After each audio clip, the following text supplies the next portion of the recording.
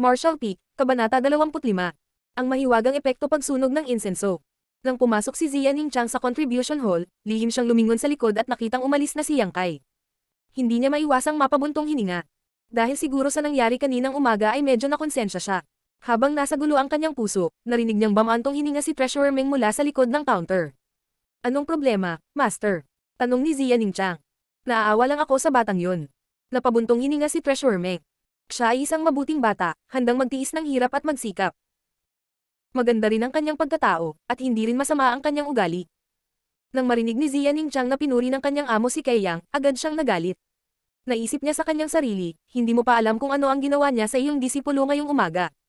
Talagang hinubad niya ang lahat ng kanyang damit, nilapastangan ang mga mata ng iyong alagad at tinatakot siya. Patuloy na nagsasalita si Treasurer Meng, at habang nakikinig si Ziyaning Chang, lalo siyang nagagalit. Inabot niya ang kamay niya at hinampas ang counter. Umalangaw ang tunog ng isang bagay na nabasag. Tumingin si Treasurer Meng at agad na na-distort ang kanyang mukha. Napaungol siya. Ang aking 20 kontribusyon na puntos na halaga ng Earth Level Low Level Blood Lingzi Mushroom. Ito ay isang Blood Lingzi Mushroom. Tumingin si Ziyaning Chang sa may pulbos na kabute sa counter at inisip kung malabo ang mga mata ng kanyang amo. Paano ito magiging Blood Lingzi Mushroom? Hindi, mali ang nakita ko. Bahagyang hinay pa ni Treasurer Meng ang counter at lumipad palabas ang pinulbos na kabute. Para itong kinurot ng hindi nakikitang kamay at nagkalat sa labas ng pinto. Tama, bakit mo ako hinanap ngayon?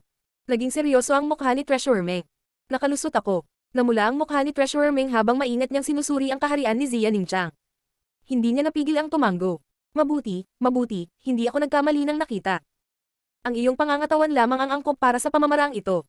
Halika, kainin mo ang tableta na ito ay magpapatatag ng iyong kaharian. Uminom si Ziyaning Chang ng tableta at nag-alinlangan sandali bago mahinang nagtanong.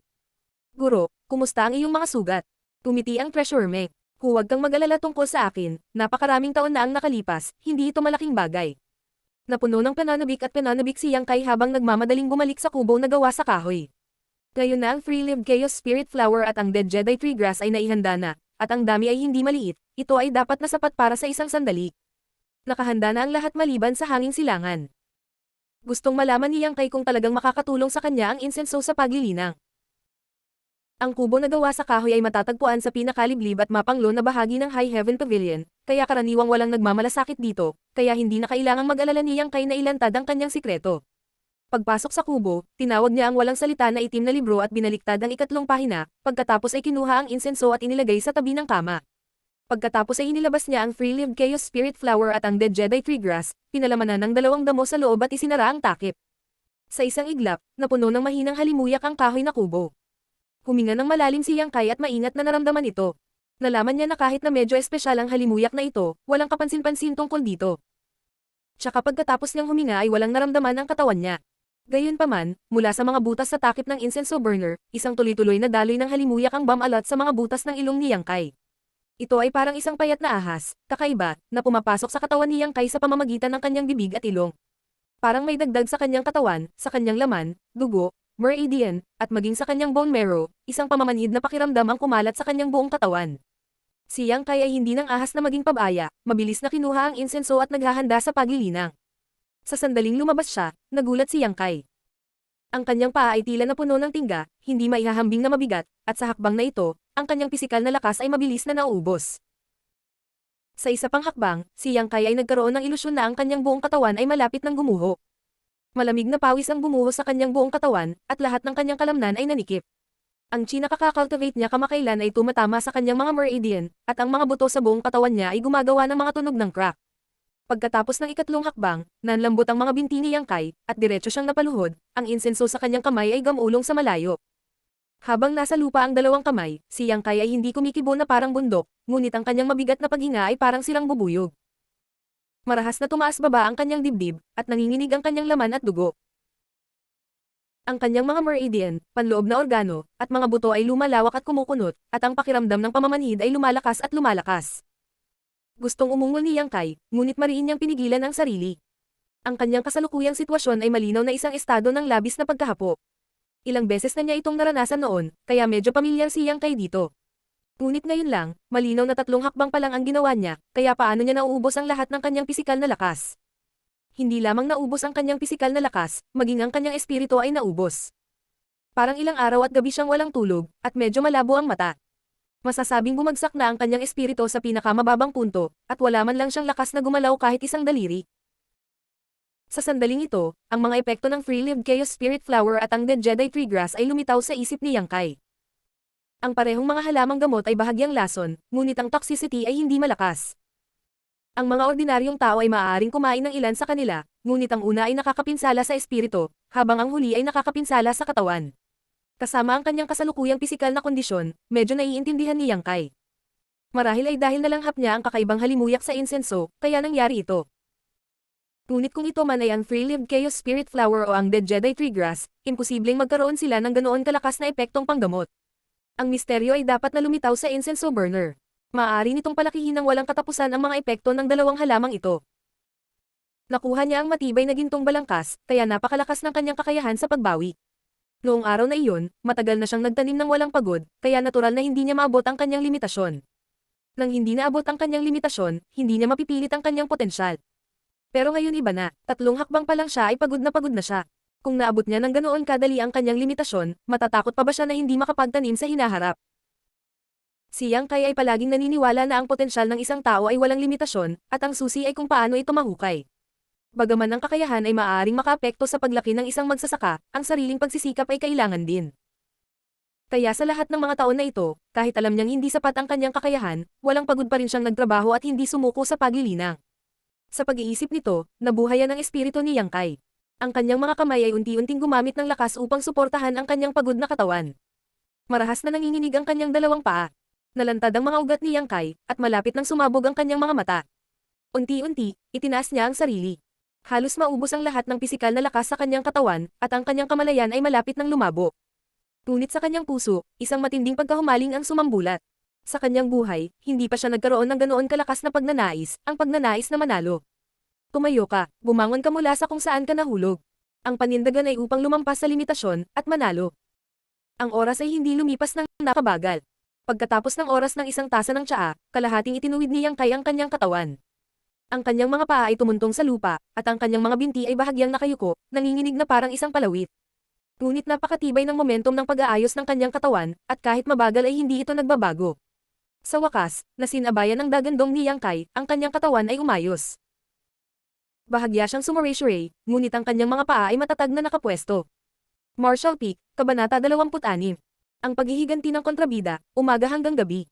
Sa sandaling ito, ngumiti si Yang Kai. Naubos man ang kanyang pisikal at mental na lakas, walang makita ang kanyang mga mata, nagpantang ang kanyang tenga, at parang karayom ang kanyang utak, nakangiti pa rin siya. Nanalo siya. Ang kagalakan ng pagkatalo sa kanyang sarili ay mas malakas kaysa sa pagkatalo sa iba. Nang maisip ni Yang Kai na siya ay hihimatayin, isang mainit na pakiramdam ang biglang kumalat sa kanyang katawan. Ang mainit na pakiramdam na ito ay nagmula sa kanyang mga buto, tulad ng hangin sa tagsibol at ulan, tulad ng ulan pagkatapos ng mahabang tagtuyot, na kinukuskos ang bawat pulgada ng kanyang balat, bawat pulgada ng kanyang laman at dugo, na nagdadala ng isang pagsabog ng siga. Ang kanyang naubos na pisikal na lakas ay nakabawi ng kaunti, at maging ang kanyang lakas sa pag-iisip ay mas mahusay. Hindi man siya tuluyang gumaling, hindi siya nawalan ng malay. Hindi na sinubukan ni Yang Kai na maging matapang. Sa halip, napaupo siya sa lupa at pinagmasdang mabuti ang sitwasyon sa kanyang katawan. Natuklasan niyang nawala na ang orihinal na pamamanhid sa kanyang katawan. Sa halip, ito ay naging isang uri ng kaginhawaan, kaya komportable na halos siya ay umuungon ng malakas. Ang kanyang buong katawan ay pumipintig ng ritmo, at sa pagpintig na ito, halata na siya ay naging mas solid at sumasabog. Ang chi sa kanyang mga meridian ay patuloy na pumipintig, at ang kanyang mga buto ay tila naging mas solid. Ganito na lang, parang lalong lumakas ang katawan niya. Nag-isip si Yang Kai. Ang mainit na pakiramdam na nagmula sa kanyang mga buto sa huling sandali ay dapat nagawa ng matigas na gintong skeleton. Matapos maranasan ito ng ilang beses, maaaring ituring na naunawaan ni Yang Kai ang pangunahing punto.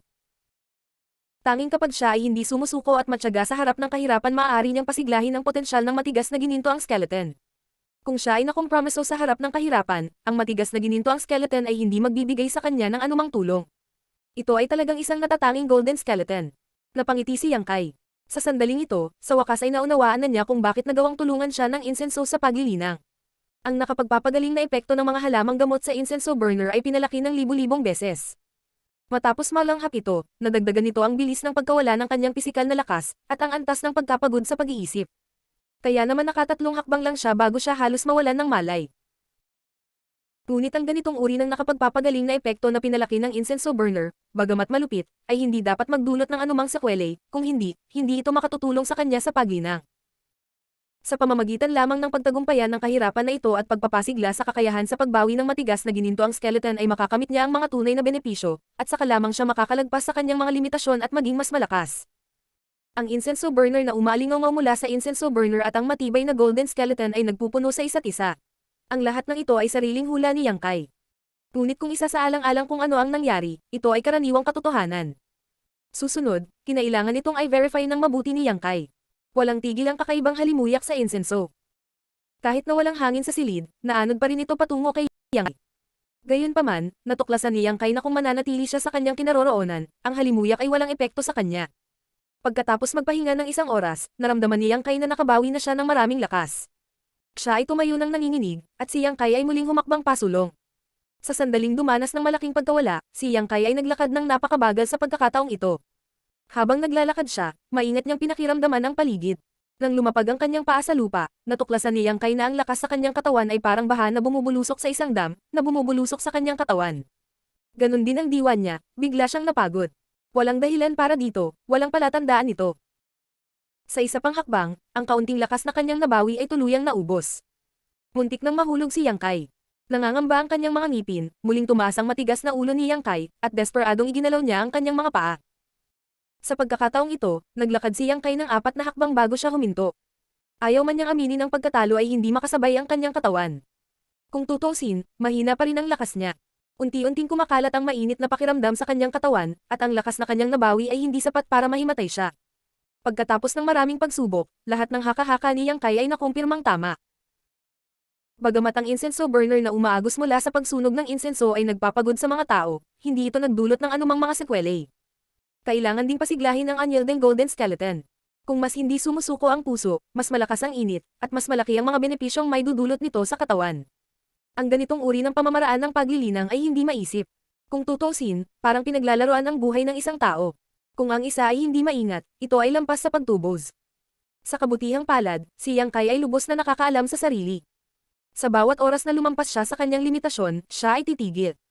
Pagkatapos mag-ipon ng oras-oras, ang mga resulta ay napakakahanga-hanga.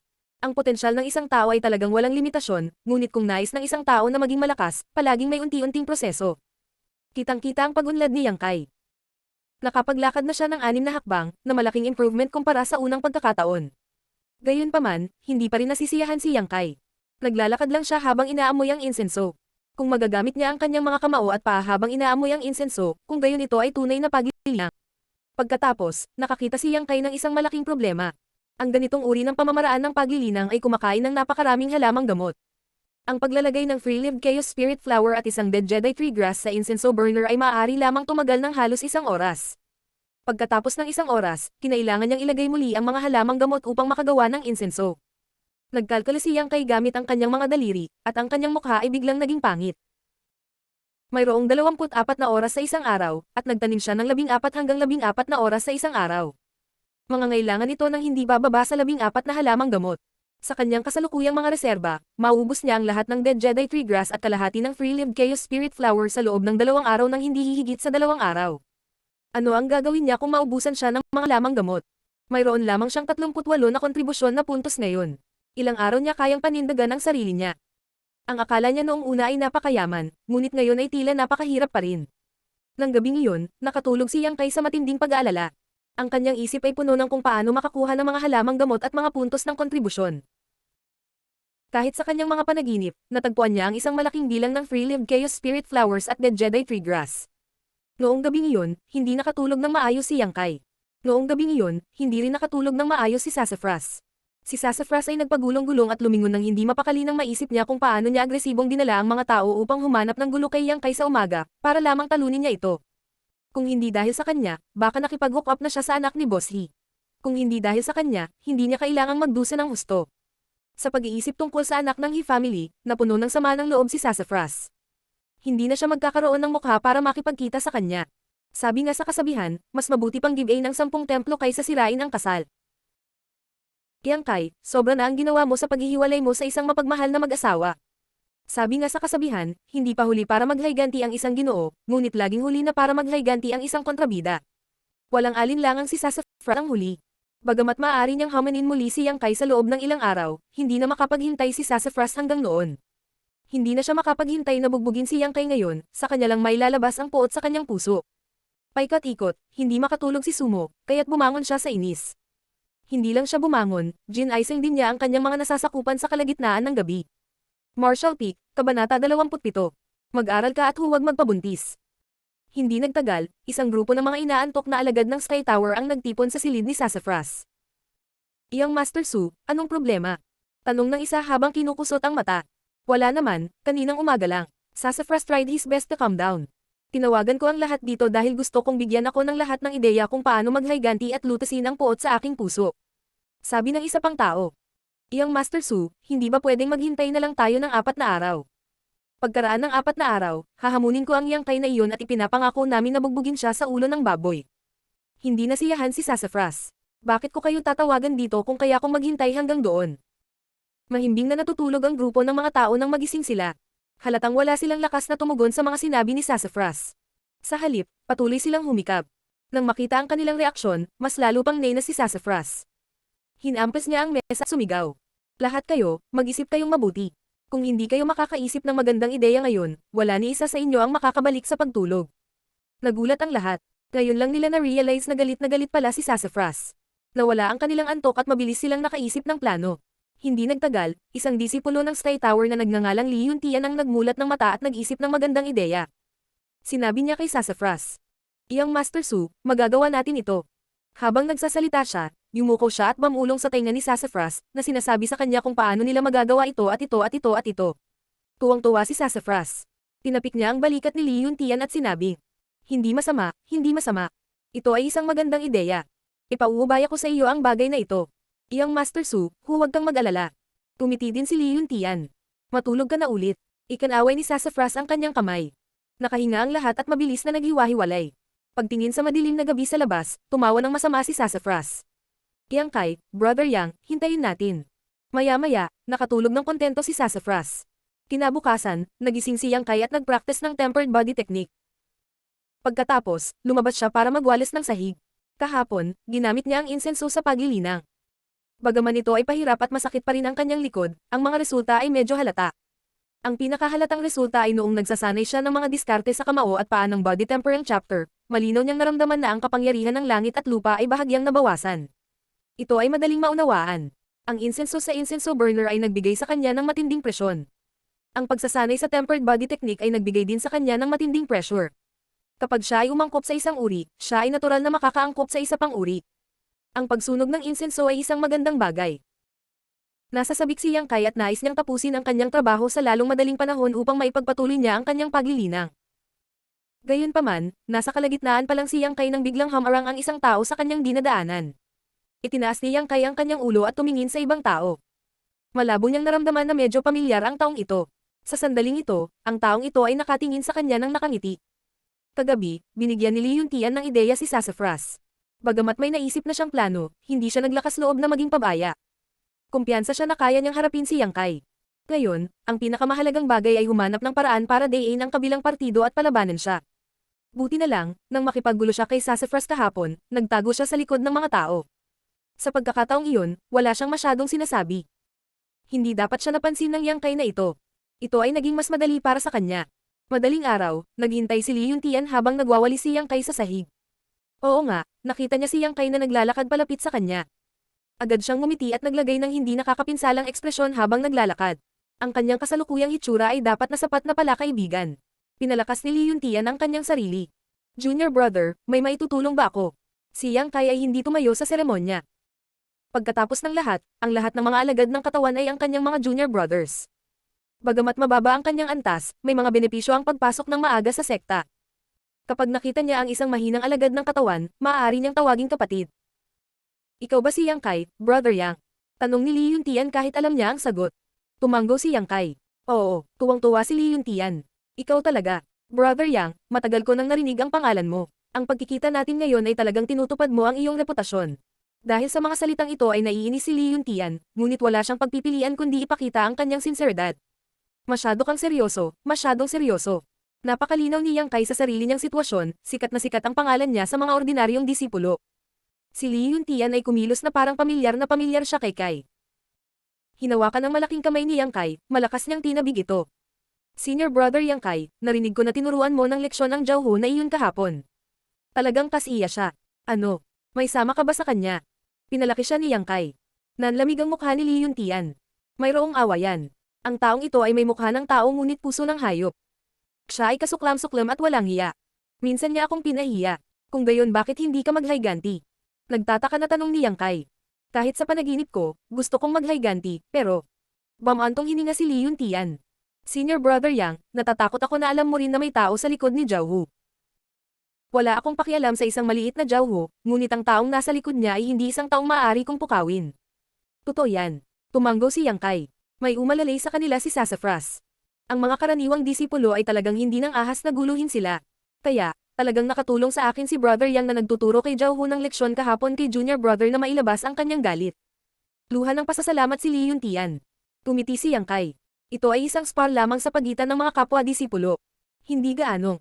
Nagpatuloy si Li Yuntian. Nagawa ni Brother Yang na talunin si Zhao Hu, kaya hindi masasabing mahina ang iyong lakas. Ikanaway ni Yang Kai ang kanyang kamay. Maliliit na pandaraya, hindi na kailangang banggitin. Li Yuntian sa kanyang puso, iniisip na sinabi mo talaga ang totoo. Kung hindi ka gumamit ng mga trick kahapon, paano natalo si Zhao Hu? Pero hindi siya naglakas loob na ipakita iyon sa mukha niya. Kung naging ka ay nahinala si Yang Kai, hindi ito magiging mabuti. Masyadong mahinhin si brother. Halika. Ako, si Li Yuntian, ay gustong makipag-spar sa iba. Si brother Yang din ang aking benefactor. Dahil nagkita na tayo ngayon, hindi ko ito makaligtaan. Si Li Yuntian ay nagpaikot-ikot sa bush ng mahabang panahon bago tuluyang nakahanap ng pagkakataong ipahayag ang kanyang mga intensyon. Mapait nang ngumiti si Yang Kai. Gusto mong makipag-spar sa akin. Tumanggo si Li Yuntian. Siyempre, sana hindi maging madamaw si Brother Yang sa mga ituturo mo. Titingnan ni Junior Brother kung paano tinuruan ng leksyon ni Brother si Zhao Hu kahapon. Mareresolba din ito ang isa sa mga alalahanin ko. Ang kadahilan ng ito ay talagang medyo malayo. Umiling si Yang Kai. Kalimutan mo na ito, hindi ako kadalasang nakikipag-spar sa iba. Si Li Yuntian ay nababalisa. Hindi mangyayari iyon. Brother Yang, kailangan mong pumayag ngayon kahit na ayaw mo. Nakangiting tumingin sa kanya si Yang Kai. Tumalon ang puso ni Li Yuntian. Masyado siyang balisa kanina at medyo masungit ang tono niya. Mabilis siyang ngumiti at sinabi. Si Junior Brother ay isang martial arts fanatic. Kung hindi siya nakikipag-spar sa iba, hindi siya komportable. Sana ay makatulong si Senior Brother. Hindi maganda yan. Tumanggi si Yang Kai. Anong hindi maganda? Walang dahilan para dito. Nakita ni Li Yuntian na tila naantig si Yang Kai. Mabilis niyang hinampas habang mainit ang plancha. Makipag-spar sa kapwa alagad upang subukan ang kakayahan ng bawat isa. Bakit kailangang may dahilan? Ang isang palakaibigang spar ay kapakipakinabang sa iyo at sa akin. Kahit na iyon ang kaso. Hindi pa rin gagawin, hindi gagawin. Paulit-ulit na ikanaway ni Yang Kai ang kanyang mga kamay. Huwag kang ganyan Senador Iron Brother. Hindi ka makakabuntis sa paggawa ng spar. Si Li Yuntian ay nababalisa sa kanyang puso, ngunit hindi siya naglakas loob na ipakita ito. Bumaling ang isip niya, parang may naisip, bigla niyang sinabi. Senior Brother, natatakot ka ba na kapag natalo ka, mababawas ang contribution points mo? Martial Peak, Kabanata 28. Masyadong kuripot. Sa pagharap sa tanong ni Li Yuntian, hindi sumagot si Yang Kai. Naisip ni Li Yuntian na tama ang hula niya at ngumiti. Senior Brother, huwag kang mag-alala. Ang lakas natin ay dapat pareho, kaya hindi tiyak kung sino ang mananalo. Kung mananalo talaga si Junior Brother, ang pagkatalo ni Brother ang babayaran ko. Seryoso ka, medyo nagulat si Yang Kai. Hindi na mababawi ang mga salita na sang Ginoo. Si Li Yuntian ay 10 time na nangako. Noong una, inakala ni Li Yuntian na niloko niya si Yang Kai at handa siyang ipakita ang kanyang mga kakayahan. Alam niyang siguradong nagtatago si Sassafras sa malapit at nanunood. Hanggat maaari niyang turuan ng leksyon si Yang Kai at mailabas ang kanyang galit sa ngalan ni Young Master Su, magkakaroon siya ng maraming mukha. Pero hindi niya akalain na kulubot na naman ang kilay ni Yang. Halos mapatalon si Li Yuntian at magmura ng malakas. Nakakainis talaga ang senior niyang kapatid na ito, parang babae. Paano matatalo si Zhao Hu sa ganitong uri ng tao? Senior Brother, may tanong ka pa ba? Naramdaman ni Li Yuntian na malapit na siyang sumabog.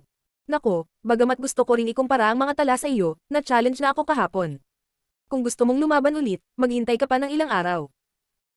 Halos hindi makahinga si Li Yuntian at nagmamadaling sinabi. Senior Brother, maaari mo akong hamanin. Hindi pa ako nahahaman nitong mga nakaraang araw. Hindi ba tayo, mga alagad ng High Heaven Pavilion, ay may pagkakataong hamanin ang iba araw-araw? Kaya pala ganito. Biglang naunawaan ni Yang Kai at tumawa. Junior brother, mangyaring huwag mo akong sisihin. Hindi kailanman hinamon ni brother ang sino man nitong mga nakaraang taon, kaya nakalimutan ko ang tungkol sa panuntunang ito.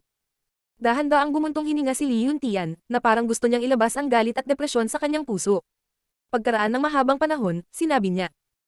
Senior brother, maaari ba nating ihambing ang mga tala ngayon? May isa pang tanong si Yang Kai. Junior brother, kung mananalo ako, babayaran mo ba talaga ako ng mga kontribusyon na puntos? Tiyak na babayaran kita, at babayaran kita ng 10 beses. Nagngangalit si Lee Yuntian. Umiling si Yang Kai. Hindi ako naniniwala sa iyo, maliban kung bibigyan mo muna ako ng mga kontribusyon na puntos. Paano ko ibibigay sa iyo? Si Lee Yuntian ay sobrang madilim.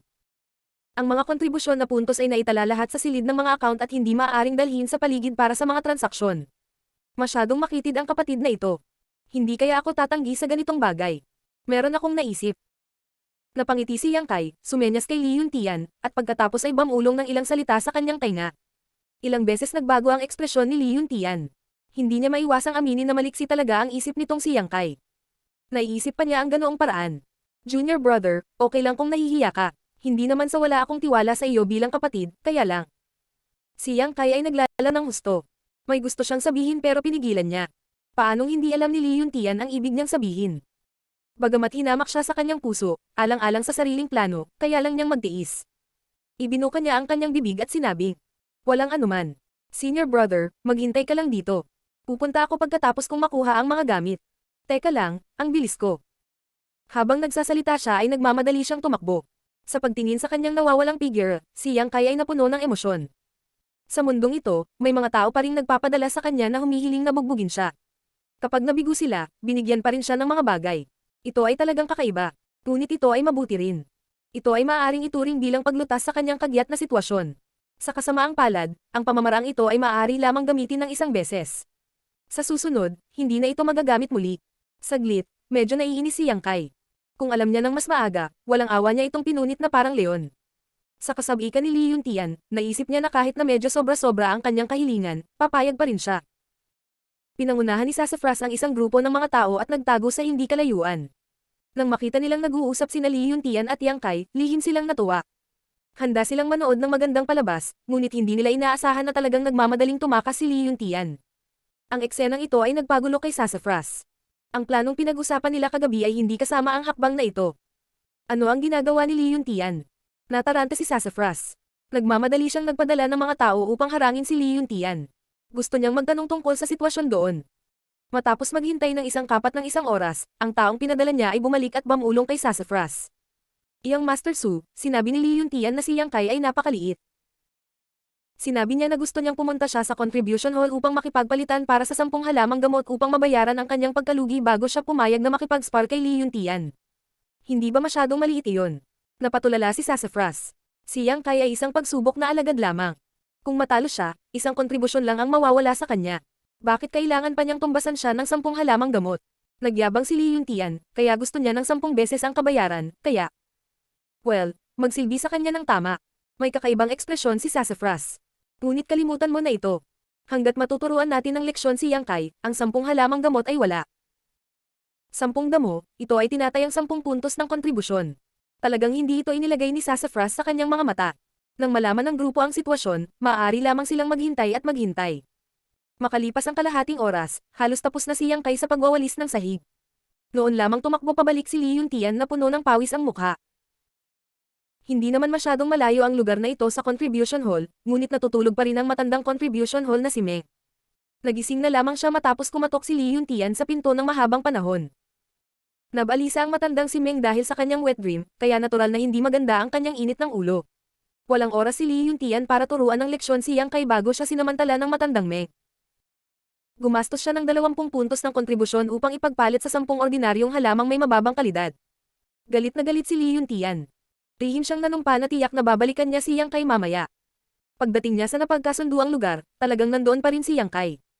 Nakatayo siya doon na may hawak walis. 3 hakbang ang ginawa ni Lee Yuntian sa dalawa, humihingal habang tumatakbo sa harapan. Iniabot niya ang 10 tangkay na mga halamang gamot sa kanyang kamay at malungkot na sinabi. Eto senior brother, tingnan mo. Hehe, hindi na kailangan. Mukhang napakamapagbigay ni Yang Kai. Kinuha niya ang walis at ang mga halamang gamot na hindi man lang tinitingnan. Senior brother, pwede ba tayong magkumpara ng mga tala ngayon? Tanong ni Lee Yuntian. Oo, hindi na kailangan pang dumaan ni Junior Brother. Isang salita lang ang kailangan ni Junior Brother, maniniwala na si Senior Brother. Masayang tumawa si Yang Kai. Galit na galit si Lee Yuntian na halos umalis ang isang Buddha sa kanyang katawan, 2 Buddha ang umakyat sa langit, 3 Buddha Nirvana, 4 na Buddha sa parehong bulwagan. Ang nagsabing gusto niya muna ang mga halamang gamot ay ikaw, at ang nagsabing maniniwala siya na ikaw iyon. Lahat ng mabuti at masasamang salita ay ikaw lang ang nagsabi. Buong umaga ay abala ang ama na ito at walang kinakain. Walang kabuluhan ba ang lahat? Pero kalimutan mo na, huminga ng ilang hininga si Lee Yuntian at pinakalma ang kanyang isip. Ngayon na ang kalahati ng kanyang layunin ay nakamit na, hanggat ang Yang Kai na ito ay nang ahas na hominin siya, hindi siya magpapakita ng awa. Kung ganoon Junior Brother, magsisimula na tayo. Hiniling ni Yang Kai ang opinyon ni Lee Yuntian. Mabuti. Ang espiritu ni Lee Yuntian ay lubos na napukaw. Hinawakan niya ang kanyang mga kamay at sinabi, "Pakiusap, Senior Brother. Hindi ako maglalakas loob." Tumiti si Yang Kai. Wala ni isa sa kanila ang nagulat ng kanilang kasalukuyang nasasakupan sa isa pa. Natakot si Lee Yuntian na takutin si Yang Kai, at masaya si Yang Kai na gawin iyon. Sa isang taset na pag-unawa, nagsimula ang hamon. Sa halimbawa ni Zhao Hu kahapon at sa mga hinaing at poot ngayon, paano magiging magalang si Lee Yuntian? Handa siyang gamitin ang kapangyarihan ng kulog para talunin ang kapatid na ito. Sa tagal ng paglipad ng mga spark, nagsimula ng magpalitan ng suntok sina Yang Kai at Lee Yuntian. Ang aura ni Lee Yuntian ay kasing lalim ng kailaliman. Pinigilan ni Lee Yuntian ang kanyang galit at hindi nagpigil. Ginamit niya ang kanyang buong lakas, ang kanyang mga palad ay lumilipad pataas at pababa, ang bawat palad ay mas mabilis at mas mabigat kaysa sa huli. Hindi nagmamadali si Yang Kai. Naninikip ang mga kalamnan ng manipis niyang katawan. Ang mga resulta ng kanyang pagsasanay nitong mga nakaraang araw ay ipinakita sa sandaling ito. Ginamit lang niya ang basic skills ng Sky Tower Pavilion, long fist at whip kick para harapin ang kanyang kalaban. Habang nagsalubong ang mga palad at kamao, nagulat si Lee Yuntian. Isang malakas na puwersa ang nagmula sa kabilang panig, na yumanig sa kanyang paa, dahilan upang siya ay mapa-atras ng ilang hakbang. Hindi lang iyon, parang nakatatak sa bato ang mga palad niya, dahilan para mamanhid ang mga buto niya sa rebound.